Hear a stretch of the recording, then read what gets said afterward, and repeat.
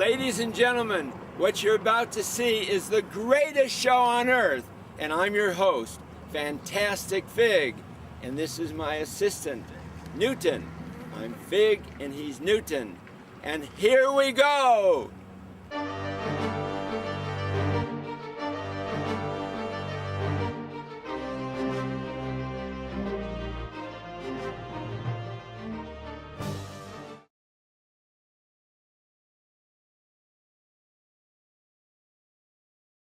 What do we got going on here?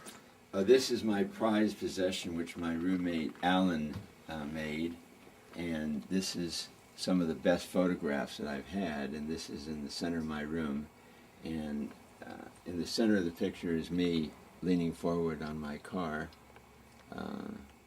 and it talks about my car, and at the end it was, I said, because this was for a car magazine, why do you have this car? And I jokingly said, I have this car because without the car, I'm nothing. And of course, everyone laughed. And then over here, here's one of you too. There's one of me. Tomorrow Never Dies. I'm looking. It's 007. And then this is David Lee Roth. Used my purple Excalibur, which is there, and there's another shot of it in his video, Hot for Teacher. And so if you ever look at Hot for Teacher, you'll see Waldo next to my car.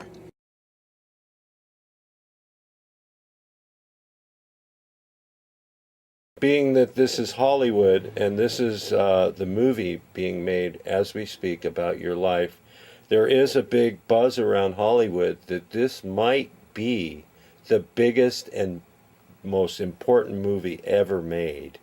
Did you hear about that? I've heard that, but of course that's from people very close to me, but actually a few strangers have said that. But are you hoping to win the Academy Award for this movie as Best Actor? Well, I'm hoping. I don't think I'm the best actor, but since I'm being me and playing me, I'm really not acting. Who could do that better than you? That's right. Who can do me better than me? Right. The little guy that you hired, Dennis Woodruff, do you think if he won an award you would be okay too? Well, first of all, I don't think he's a little guy. I think he is great. I know. This movie wouldn't have been made if it wasn't for Dennis Woodruff. Dennis is great, and he's not little. He's a big man, and he should win an Academy Award for this. I heard at one time when he was a little boy he was a midget. Is a little person, is that well, true? of course. When he we all were. Right. When he came out of his mother's womb, he was only 7 pounds or whatever. But now he's a big guy. He's great. bigger than me. He's great. He's fantastic. He's creative. Is he he's funny? A great director. He's funny. He's knowledgeable. He knows the business, and he's he's created this whole movie. He's helped millions. He's helped millions of people on their projects. Exactly. He's very successful, and that's why I selected him. Well, all I am is a humble servant of life. That's all I could hope for. We're all humble servants of life.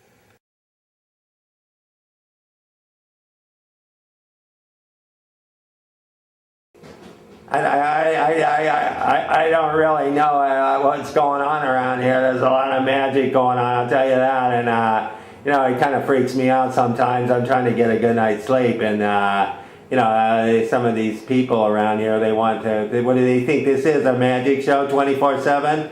I need some peace of mind, I'm starting to get a headache. I got a migraine headache, and I got a bad headache. And, I wish these people would quit asking for more and more magic. I mean, how much magic do you need? What, are you all crazy? I'm the only normal person around here. What's wrong with all you people? Are you all mad? This is what someone gave me. They thought it was me because they said that I've got a genius head.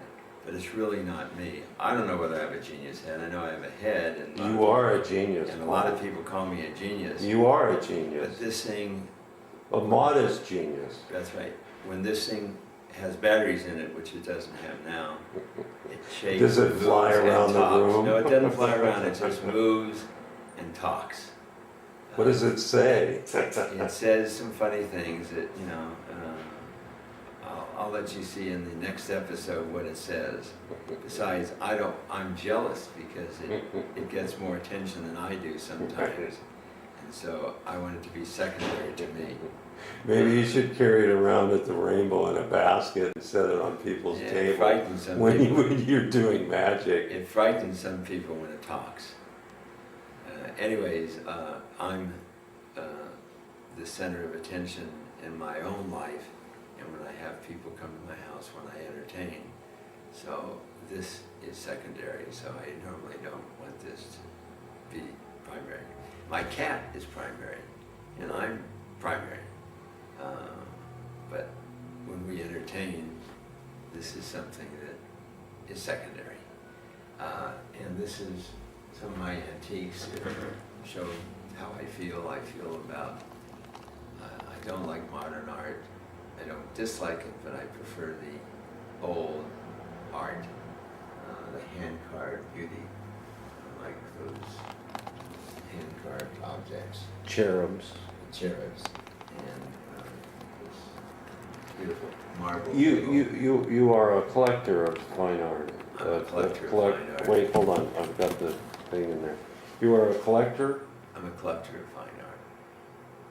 And of course I have art that's just got my name on it, which is nice. Like that red painting over there. I think you have a Chagall in the I office, have a Chagall in my office. hanging in the lobby, which is quite impressive. How did you acquire that? Through as a gift from a friend. Oh, what a great friend to have. Great friend, right. Right. One of my happy tenants. I said to a friend of mine, I want nothing from you financially. The greatest gift of all is your friendship. And they looked at me funny for a minute and they thought about it and they said, wow, he puts friendship above money? And I said, absolutely. Will you be my friend?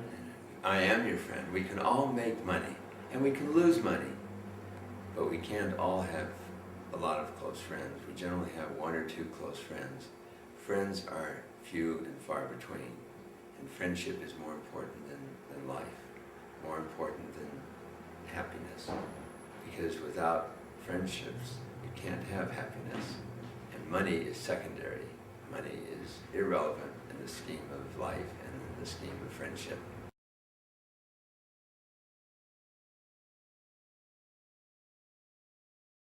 Hi, I'm the caretaker here for Fig's estate. Basically, I see to it that his car is clean and ready to go every morning when he rolls out of here. Yeah, lay his clothes out for him, make sure light bulbs are lit, bar is always stocked for his many friends that stop by. And I've been with him for about 25 years, taking care of all of his needs, you know. Is it a party 24/7 or is it quite an adventure or what? How would you describe his life? My job is not work, it's adventure. You never know what the cat may drag home. You know, he can just be driving down the street and people will follow him like a Pied Piper. You know, and I'll say, who are these people coming in the house? And then he'll pass out and fall asleep and wake up in the morning, there's 10, 12 people at the dining table eating. So, or still drinking. And then, you know, I have to wake him and get him up, and he gets back in the Excalibur and off into the sunset or sunrise. Do you ever bring him his cappuccino in the morning or run off to the dry cleaners with his suit because he has a gig to do? Actually, no, he's not a coffee drinker. He doesn't want anything like that in the morning. I usually bring him his fresh squeezed orange juice, and I bring a newspaper to him. He's got a little special tray. And, you know, I bring him the New York Times. The LA Times, and he reads those and has his orange juice and makes his calls, you know, his business calls, and then Dennis Woodruff calls him every 5 minutes for legal advice. He's a bit annoying, I heard. Well, yeah, but a good client of his. Yes.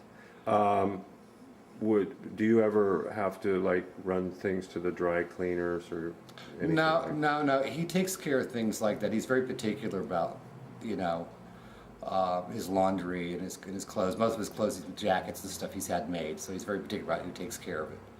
You know, he'll let me put it on him, but I can't take it to the cleaners.